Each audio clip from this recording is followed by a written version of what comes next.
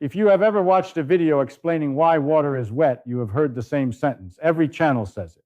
Every teacher says it. Oxygen is greedy. Oxygen hogs the electrons. Oxygen is a bully. I am going to tell you something uncomfortable. That answer is a cartoon. And Richard Feynman, if he was sitting next to you right now, would refuse to let you stop there. Look at the periodic table. Sulfur, the element directly below oxygen in the same column, has twice as many protons, 16 versus 8. If greedy just meant more protons, sulfur should be the bully. It isn't. Hydrogen sulfide is a poisonous gas that boils at minus 60 Celsius. Water, made with 8-proton oxygen, stays liquid all the way up to plus 100, a 160-degree gap between two molecules that look almost identical on paper.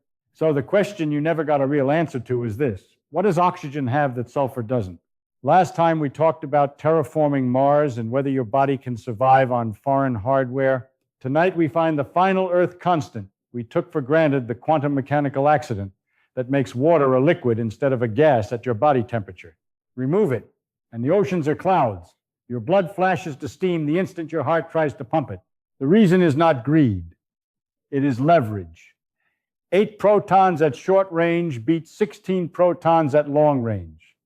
It is measurable, it is calculable, and it has a name your chemistry teacher skipped. Tonight we measure it, and by the end of 35 minutes you will carry a sentence no textbook gave you. Before we can understand why your water bottle is breaking the rule book, we have to meet the man who first put a number on the crime, because you cannot arrest a bully without a measurement. And in 1932, one man built the ruler, Pasadena, California. October 1932, Linus Carl Pauling, 31, assistant professor of chemistry at Caltech, slide rule in his right hand, a stack of X-ray diffraction photographs pinned to a corkboard behind him, and on the desk, an unsolved problem the whole field has politely walked around for a decade. Here is the problem. Everybody in chemistry already knows that some atoms pull electrons harder than other atoms. That is why salt is salty. That is why acid is acidic. Everyone agrees it happens. Nobody can put a number on it. Pauling does not want to guess. He does not want to argue at a conference. He wants to predict. So he takes every bond association energy table he can find, cross-references it with his X-ray data, and by Christmas he publishes a scale, a ruler. Every element on the periodic table gets a single number. Hydrogen, 2.2. Carbon, 2.55. Sulfur, 2.58. Oxygen, 3.44. Fluorine, 3.98, the highest. He calls the quantity electronegativity.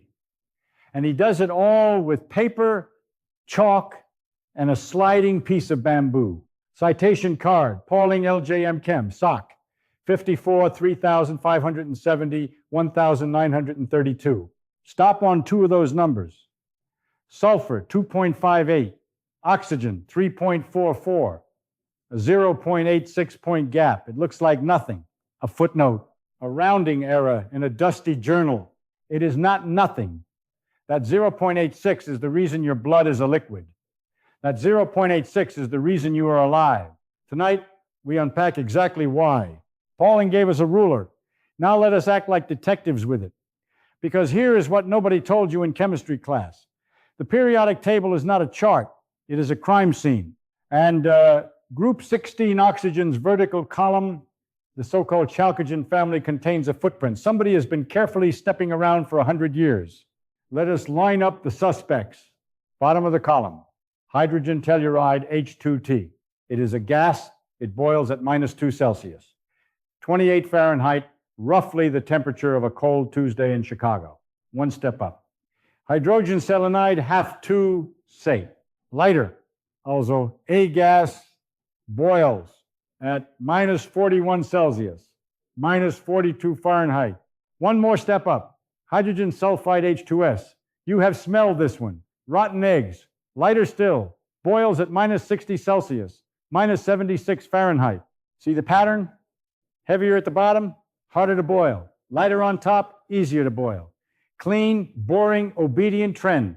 Now, extrapolate. Draw the line with a ruler. Go one final step up to the lightest, smallest member of the family, H2O, water. The rule book gives you one answer and one answer only.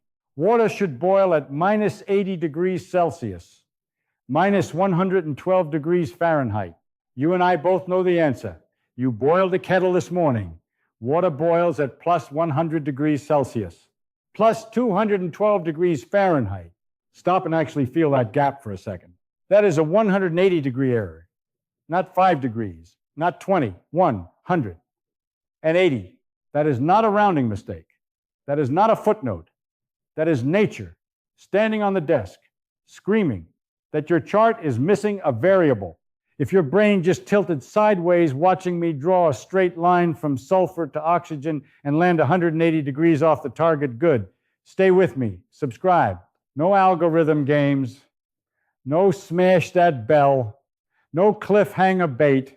I am inviting you to a channel where we let nature scream at us, one missing variable at a time.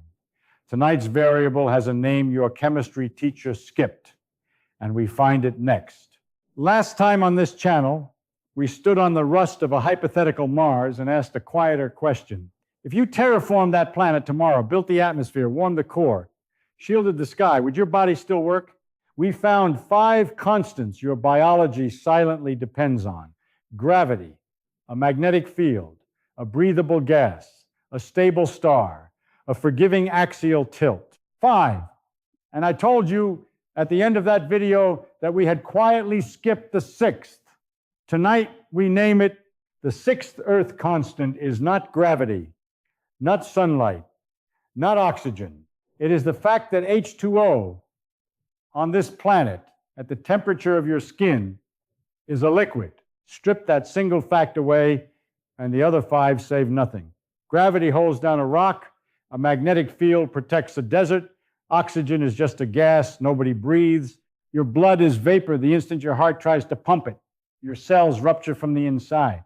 The oceans, every ocean, every lake, every puddle your children have ever jumped in is a thin gray cloud 3 kilometers up over sterilized stone. And remember what the rule book said 1 minute ago. H2O should boil at minus 80 Celsius, minus 112 Fahrenheit. It doesn't. And the gap between what the rule book predicts and what your kettle did this morning is where you live. This is not a new observation. It is not my observation. On the Cornell University campus, November 1964, a 36-year-old physicist stood at a blackboard, pointed a piece of chalk at a glass of water, and told a room full of undergraduates that if you wanted to understand the universe, not the stars, not the galaxies, the universe sitting on the front row of every desk, you had to start with this. His name was Richard Feynman. The lectures were called The Character of Physical Law.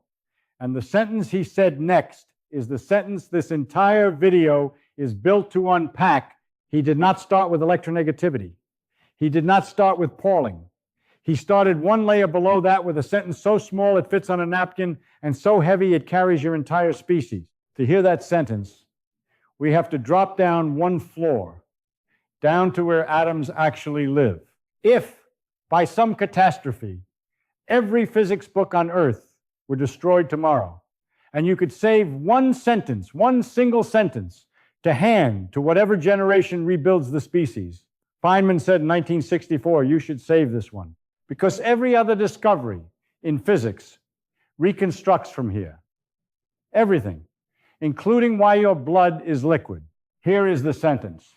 All things are made of atoms, little particles that move around in perpetual motion, attracting each other when they are a little distance apart, but repelling upon being squeezed into one another. That is it. 19 words. Stop on the middle of that sentence. Perpetual motion, not sometimes, not when warm, perpetual. The oxygen atom on the tip of your nose right now is vibrating. The water molecule inside your eyelid is vibrating. The iron in the steel of the cup on your desk is vibrating. Nothing, not one atom in this room, not the atoms in a block of ice at minus 200 Celsius ever stops. And here is the piece your chemistry class skipped. What we call heat is just how fast they are moving. Heat is motion. Cold is slow motion. Boiling is motion fast enough to rip the attraction between them apart. Now put that lens on the glass of water in front of you. Every H2O in that glass is shaking. Right now, at room temperature, each molecule is moving at roughly 600 meters per second, faster than a rifle bullet. They are bouncing, colliding, tumbling billions of times a second. Liquid is not stillness. Liquid is a riot that hasn't yet escaped the room. For water to boil, for it to finally fly apart into gas, those molecules need enough kinetic energy to punch through whatever is holding them together. For hydrogen sulfide, minus 60 Celsius worth of jiggle is enough. The grip lets go. Off they fly. For H2O, you need to push the jiggle all the way up to plus 100 Celsius before the grip finally snaps. Same push, different grip, which means the rule book is not wrong about the jiggle. The rule book is wrong about the grip. Water's molecules are not harder to move. Water's molecules are harder to separate. And the reason they are harder to separate is the answer we came here for. Every other channel stops one floor above where we are standing. They say oxygen is greedy. Oxygen is a bully. Oxygen hogs the electrons. And then they cut to a cartoon of an atom with angry eyebrows and they walk off stage. I want you to notice something uncomfortable. Greedy is not a mechanism. Greedy is a shrug. Here is the real answer. And once you see it, you cannot unsee it. Sulfur has 16 protons. Oxygen has 8. If pull simply meant more protons, sulfur should dominate. It does not. Go back to Pauling's ruler, the one we built in 1932. Sulfur, 2.58. Oxygen, 3.44. Oxygen wins by almost a full point, with half the protons. How? Distance. Sulfur's outer electrons live 2 shells out from the nucleus. Oxygen's outer electrons live 1 shell out. That one missing layer is everything. Because the 10 inner electrons sulfur is carrying act like a crowd standing between the nucleus and the prize, they shield the pull. Physicists have a name for what actually reaches the outer shell. They call it effective nuclear charge. For sulfur, effective nuclear charge at the outer shell is roughly 5.7. For oxygen, it is 6.13. Think about a parent holding a child's hand at a market. The sulfur parent has 16 kids and is standing 10 meters away behind a thick crowd. The oxygen parent has 8 kids and is standing 2 meters away. Who has the firmer grip on their child? Not the one with more kids, the one with less crowd and less distance. That is the whole trick. Oxygen is not greedy. Oxygen is close, and close is measurable. Close shows up in X-ray diffraction patterns. Close shows up in bond dissociation energies. Close is why Pauling's number moves from 2.58 to 3.44 between those two elements. So write this on the inside of your skull. Oxygen is not the bully of chemistry. Oxygen is the leverage of chemistry. Leveraged, not greedy. 8 protons at short range beat 16 protons at long range. Every single time. And that gap, that 0.86, is not a footnote. It is the door to your living room. Leverage gives one molecule the ability to pull hard. That is half the story. The other half is the question nobody in the oxygen is greedy camp ever asks. If 2 water molecules are going to hold on to each other, if they're going to form the grip that stops your blood from flashing to steam, they have to line up in the right geometry. Pull without shape is useless. So draw a water molecule in your head, 1 oxygen in the middle, 2 hydrogens, stick them on. Your chemistry teacher probably drew it as a straight line, HOH, like a tiny barbell. Flat, boring, symmetric, that drawing is wrong. The real H2O is not a line. It is a boomerang. It is bent. The 2 hydrogens do not sit on opposite sides of the oxygen. They sit on the same side, pushed down into a V shape, like Mickey Mouse is, except this time Mickey is not a cartoon. Mickey is the entire reason you are alive. The angle between those 2 ears has been measured thousands of times with electron diffraction, with microwave spectroscopy, with neutron scattering in laboratories on 3 continents. Every measurement agrees to 3 decimal places. The angle is 104.5 degrees, not 90, not 120, 104.5. Here is why that number deserves a video of its own. If that angle were 110 degrees, Liquid water at +4 Celsius would no longer be denser than ice. The oceans would freeze from the bottom up instead of from the top down. Every fish on the planet dies in the first winter. If that angle were 99 degrees, the hydrogen bond network that lets water climb the inside of a plant stem against gravity stops working. Every tree on Earth dies of thirst at 6 feet of height. Change the angle by ±5 degrees, and biology collapses. Not metaphorically, literally. 3.8 billion years of single cells erased. This is why Feynman called water a disturbing molecule. Not because it is rare, because it is precise. A quantum mechanical accident measured to 104.5 degrees carries the entire inventory of life on this planet. Your electrical bully school refused to explain it, and your life depends on the answer they skipped. If 4 things in a room each want to be as far from the other 3 as they possibly can, geometry gives you exactly one answer. You do not get a square. You do not get a line. You get a tetrahedron. And the angle between any 2 corners of a perfect tetrahedron is 109.5 degrees, not 104.5. So what is stealing the 5 degrees? Look at the oxygen atom in the middle of that water molecule. 2 of its outer electron pairs are holding on to hydrogens.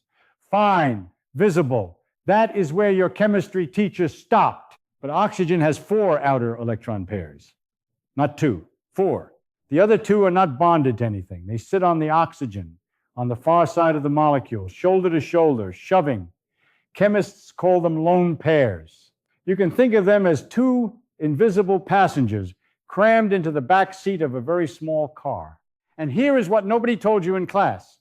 Those lone pairs take up more room than the bonded pairs do. Because a bonded pair is pulled out toward the hydrogen, stretched. A lone pair is pulled by nothing. It stays fat, stays close to the oxygen nucleus, and pushes harder on its neighbors. This is not my story. This is a framework 2 chemists, Ronald Gillespie and Ronald Nyholm, published in 1957. They called it valence shell electron pair repulsion. The acronym, which nobody except textbook authors enjoys, is VSEPR. The rule in plain English: lone pairs squeeze harder than bonded pairs. 2 lone pairs on 1 oxygen squeeze the 2 hydrogens down by exactly, and the textbooks have verified this in thousands of labs, 4.5 degrees. 109.5 minus 4.5 equals 104.5. The math is elementary school. The consequence is biology. So now you know something almost nobody on this platform has told you. The angle that holds your blood liquid is not a feature of the oxygen atom.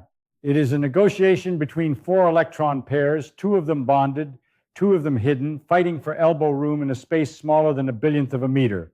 Shape is a fight outcome. 1 bent boomerang floating alone in space is not a liquid. It is a curiosity. To turn a room full of these shapes into something that fills a glass, something that runs through your veins, something that refuses to boil until +100 Celsius, the shapes have to grab each other, and they do. But they do it in a way almost nobody draws. Here is what leveraged close-pulling oxygen does to its own hydrogens. It yanks the electron cloud toward itself and leaves the hydrogen slightly naked, slightly positive. That hydrogen is now wearing a tiny plus sign, not a full charge, just a partial one. Chemists write it as delta plus. On the far side of the oxygen, sitting in those 2 fat lone pairs we just met, there is a matching slight negative, delta minus. So now imagine 2 water molecules drifting near each other in the dark. The delta plus hydrogen on molecule A finds a delta minus lone pair on molecule B. They do not share electrons. They are not a full bond. They touch, they hold. Loosely about 1/10 the strength of a real chemical bond. Still not nothing. And because every water molecule has 2 hydrogens to offer and 2 lone pairs to accept, every molecule grabs 4 neighbors at once. A single handshake becomes a lattice. This handshake has a name, and it is the last receipt we need tonight. 2 chemists at Berkeley, Wendell Latimer and Worth Rodebush, gave it one in 1920. They called it a hydrogen bond, and the hydrogen bond network is the grip. This is what Feynman pointed at in 1964. This is what Pauling's 0.86 point gap was measuring. This is why sulfur, which cannot form strong hydrogen bonds, because its electronegativity is 2.58, not 3.44, boils at -60 while water holds on all the way to +100. 160 degrees of extra grip, earned by shape, leverage, and a handshake. The rule book from Act 1 was not wrong. It was incomplete. It measured the jiggle and forgot the grip. And the grip, now you can finally see it, is the whole reason the oceans are not clouds, the fish are not fossils, and your blood is not steam. That is the sixth Earth constant. Here is a rule that is true for almost every liquid on this planet. Cool it down, and it gets denser. Cool it down more, and it gets denser still. Freeze it, and the solid is the densest state of all, so the solid sinks. Oil sinks in cold oil. Mercury sinks in cold mercury. The universe is tidy. The solid goes to the bottom. Now drop a real ice cube into a real glass of water. What does it do? It floats. Stop and feel how strange that is. You have watched this happen in every drink you have ever ordered, and nobody has ever told you that you were watching a violation. Water is the only common substance on Earth where the solid is less dense than the liquid. Not rarer, not lighter by accident, less dense, measurably, by about 9%, and it is worse than that. Liquid water does not even reach its maximum density at 0 Celsius. It peaks at +4 Celsius, 39 Fahrenheit. Cool it past +4, and it starts getting lighter again, on its way to freezing. The densest water in any lake on Earth tonight is not the coldest water in that lake. It is the 4-degree water sitting quietly near the bottom.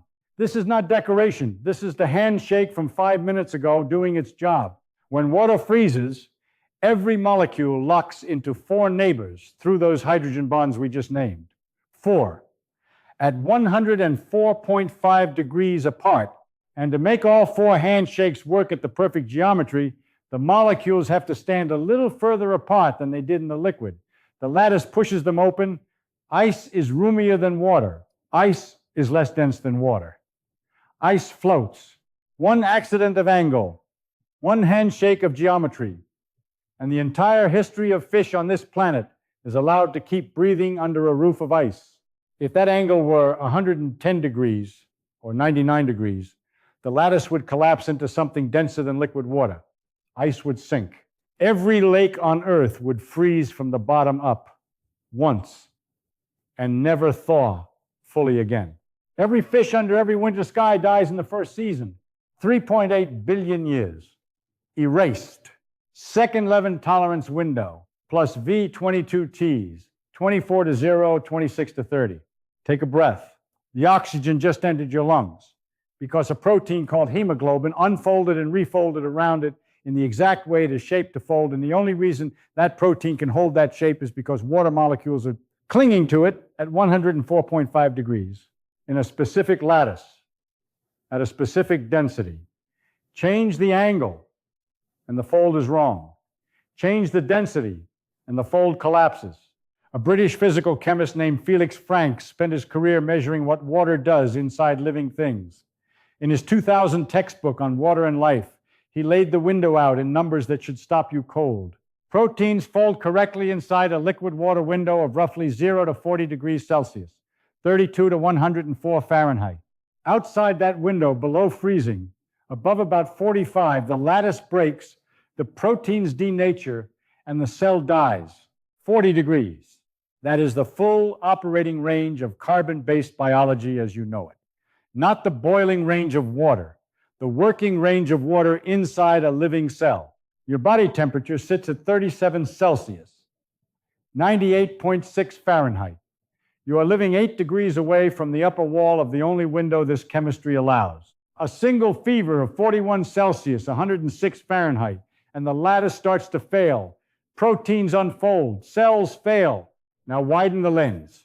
Every exoplanet we find, every moon we point a telescope at, every water plume erupting out of Enceladus, the question underneath the question is always the same. Does this world have liquid water inside a tolerance window a lattice can survive? Not is there water. Ice is water. Vapor is water. Neither runs biology. The question is whether any rock out there is holding 104 5-degree handshakes, steady inside a 40-degree window for 3.8 billion uninterrupted years. Next week, we take that question to the Drake equation. We count the windows, we count the rocks, and we find out with receipts how alone you actually are. This is why Feynman called water disturbing. Not because it is rare in the universe, because the window it opens is narrow, the angle it rides on is precise, and the species looking back at itself in the glass you is the outcome of a chemistry so specific that your electrical bully school never gave you the sentence. Every long video you watch on this platform gives you a feeling and forgets to give you a sentence. You close the tab, and 6 hours later, you cannot tell your friend what you just learned. I am not going to do that to you tonight. You earned a sentence, a portable one. One you can carry into any kitchen, any classroom, any argument, and set on the table. Here is the sentence. It has 3 pieces. Each piece has a receipt. Each receipt has a date. Piece 1, oxygen is not greedy. Oxygen is leveraged. 8 protons at short range beat 16 protons at long range every single time. The number is 3.44 against 2.58. Receipt, Linus Pauling, Caltech, Journal of the American Chemical Society, 1932. Piece 2, shape is a fight outcome. 2 invisible passengers, the lone pairs, nobody draws, squeeze the hydrogens on water down from 109.5 degrees to 104.5. Measurable. Predictable. Receipt, Gillespie and Nyholm, 1957. Measurement, Hoy and Bunker, 1979. Piece 3. At that specific angle, water molecules hold each other loosely, a handshake, not a bond. The network they build is the grip. The grip is why water is a liquid at plus 100 instead of a gas at minus 80. Receipt, Latimer and Rodebush, Berkeley, 1920. Feynman's pointer, Cornell, 1964. Now stitch the 3 pieces into one line. Your chemistry teacher told you oxygen was a bully. The bully story is a shrug. The real story is that your body is held together by a 104.5 degree handshake between bent little boomerangs in the dark. And the only reason you are alive to read this sentence is because the handshake is close, leveraged, and precise. That is the sentence your electrical bully school refused to explain. That is the 104.5 degrees accident your life depends on. Say it once out loud. Close your eyes. Say it again. You are now carrying something 99% of people on this planet do not have, not because they are less intelligent, but because no one handed them 7 receipts and 1 angle in 30 minutes. Tonight you are in the 1%. Congratulations. Now look up. Until 30 seconds ago, the universe was a big place with a lot of water in it. Comets are water. Moons have water. Mars has water. Europa has an entire ocean of water under a shell of ice. The universe, the textbooks tell you, is wet. Here is what happens the moment you know the sentence. The universe gets smaller, much smaller, because is there water is not the question anymore. You retired that question 12 minutes ago when we stood in the fish room at plus 4 Celsius.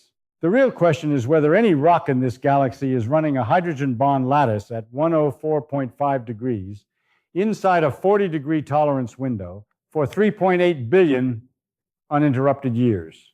That is a much smaller number. Here is the moment almost nobody talks about. In the same 1964 Cornell lecture where Feynman handed us the atomic hypothesis, he paused. He looked down at a glass of water on the lectern, and he said, and this is near verbatim, check the tape that when you really understand what is holding the molecules in that glass together, the glass stops looking ordinary. It starts looking impossible. He was not being poetic. He was counting. And next week on this channel, we count with him. In next week's video, we're going to take the Drake equation apart, piece by piece, and find out which variables are easy stars, planets, water ice, and which variable is the one the whole equation quietly rides on. It is n sub e, the fraction of planets with a tolerance window where life can actually hold together. That variable is tiny, narrower than anybody on YouTube has ever told you. And the reason it is tiny is the sentence you are now carrying. So carry it all the way to next Thursday. And when you see the Drake equation on the thumbnail, you will already know where the bottleneck is. Feynman said water was disturbing. He did not mean strange. He meant precise enough to be rare. And the species built out of that precision, you sitting where you are sitting right now, is not an accident of abundance. You are an accident of angle, 104.5 degrees. Do not forget it. I said 3 things in 2 minutes. Let me keep the promise. Because a video that ends with smash the bell and walks off is a video that did not respect your 30 minutes. You gave me 30. I owe you 3 clean gifts before the credits roll. Here they are. 1, the thank you. Seriously, 30 minutes of your attention in the year we are in, with the feed looking the way the feed looks, that is not a small thing. You could have watched anything tonight. You watched this. Thank you. 2, the warning. The sentence you are carrying is portable, but it is also sharp. The next time somebody tells you oxygen is just greedy, you are going to feel the shrug in your teeth. Be gentle. Most people were handed the cartoon, not the mechanism. Give them the receipts, not the sneer. 104.5 degrees is a tribe, not a wall. 3, the question. Walk into your kitchen. Turn on the tap. Let a glass fill. Hand it to the first person you see and ask them this. Do you know why this is a liquid? Then listen. Do not correct, listen. You will learn more about the world from their answer than you learned from me. 3 cards, 3 moves. Do them in any order, but do at least one of them before you close this tab. Because the sentence you are carrying is not mine. It belongs to Pauling, to Feynman, to Gillespie, to Nyholm, to Latimer, to Rodebush, to Hoy, to Bunker, to Kell, to Franks, and now, as of tonight, to you. A chain is not a chain until the next link takes it. Be the next link. Now set the glass down gently. Watch the liquid still for a second. And remember, for as long as you are lucky enough to be here, that the still is a riot held together by an angle. One more thing, because we opened this video with a bottle in your hand and a rule book that said the bottle should be empty, and a rule book that missed by 180 degrees deserves a closing line, not a fade out. So here is the closing line. Your blood is a liquid because oxygen is leveraged, not greedy. Your oceans are wet because shape is a fight outcome, settled at 104.5 degrees. Your fish are breathing under winter ice because a lattice pushes itself open. And the reason Feynman called water disturbing is not because it is strange, it is because it is precise enough to be rare. That is the video. That is the sentence. That is the 104.5 degrees accident your life depends on. If this earned 33 minutes of your attention, subscribe. Not for me, for the next link. Like the video so the next overwhelmed seeker finds it, and drop the word leveraged in the comments so I know you stayed to the angle. Next Thursday, we take the Drake equation apart. We count the windows. We find out, with receipts, how alone you actually are. If you want to be there when the count lands, the bell is optional. The subscribe is the real chain. You already know where the next link goes. I am Feynman Physics. You are the 104.5 degree tribe. And the still, as always, is a riot held together by an angle. Good night.